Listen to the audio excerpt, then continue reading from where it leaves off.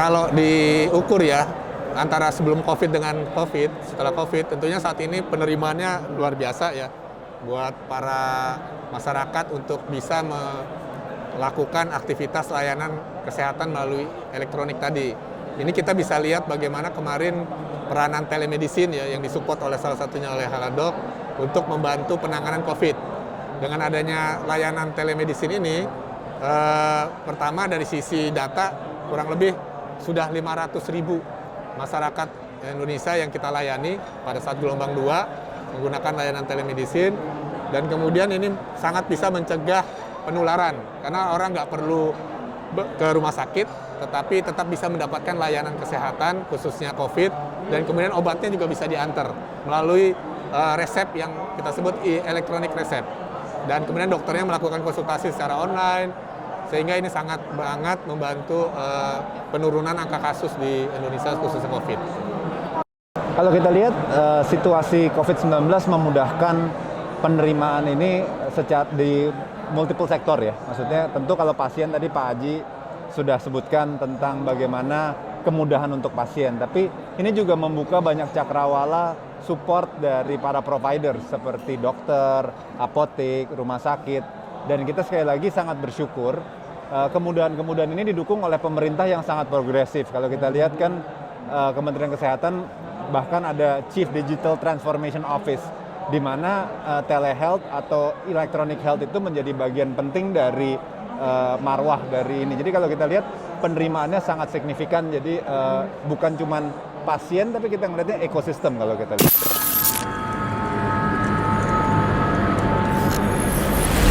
Ya ini kita juga belajar bagaimana regulasi yang kita buat ini masih out of date gitu ya, masih ketinggalan. Makanya tahun ini kita berupaya untuk memperbaiki regulasi minimal sesuai dengan kondisi saat ini untuk mendukung tadi seperti layanan telemedicine, telehealth, dan lain sebagainya.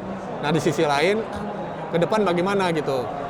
Makanya kita gulirkan yang kita sebut sandbox regulatory, di mana itu akan menjadi wadah untuk mengimprove dari sisi teknologinya juga, termasuk juga dari sisi regulasinya, agar regulasi tersebut bisa juga menyesuaikan dengan kondisi yang ada secepat mungkin gitu ya, sehingga industri healthcare di Indonesia itu jadi lebih bisa berkembang.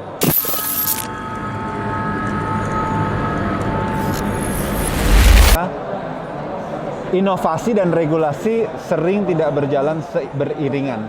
Tapi yang kita harus apresiasi adalah bagaimana pemerintah melihat, oh kalau memang ada gap, apa yang bisa dilakukan. Tadi yang disebutkan Pak Haji tadi tentang sandbox regulatory, ini kan jelas. Ini adalah upaya pemerintah untuk membridge gap tersebut.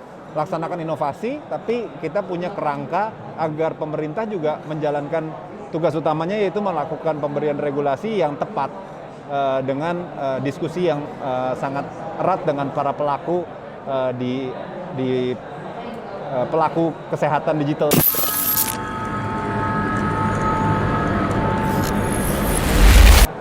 Ya, kita masih melihat memang ada beberapa daerah ya yang digital literasinya masih cukup rendah, termasuk juga yang blank spot. Nah, tapi kita kan nggak bisa berhenti begitu saja. Tetap kita harus jalan secara bertahap. Bagaimana daerah-daerah yang infrastrukturnya kurang kita perbaiki, kerjasama tentunya dengan Kominfo, Diskominfo dan sebagainya, termasuk private sector.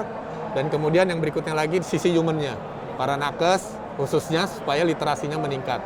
Nah, dengan adanya seperti itu diharapkan digital literasi meningkat, kemudian yang sudah maju juga bisa kita langsung jalankan, yang ini nanti mengikuti. Gitu.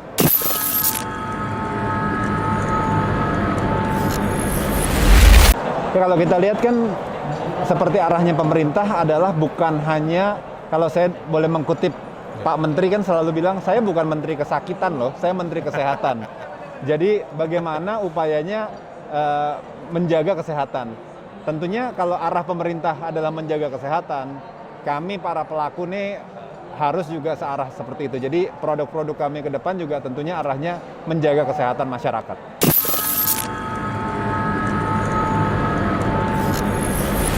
Tentu masih banyak ya, kita kan selalu mendengarkan keluhan-keluhan dari pasien.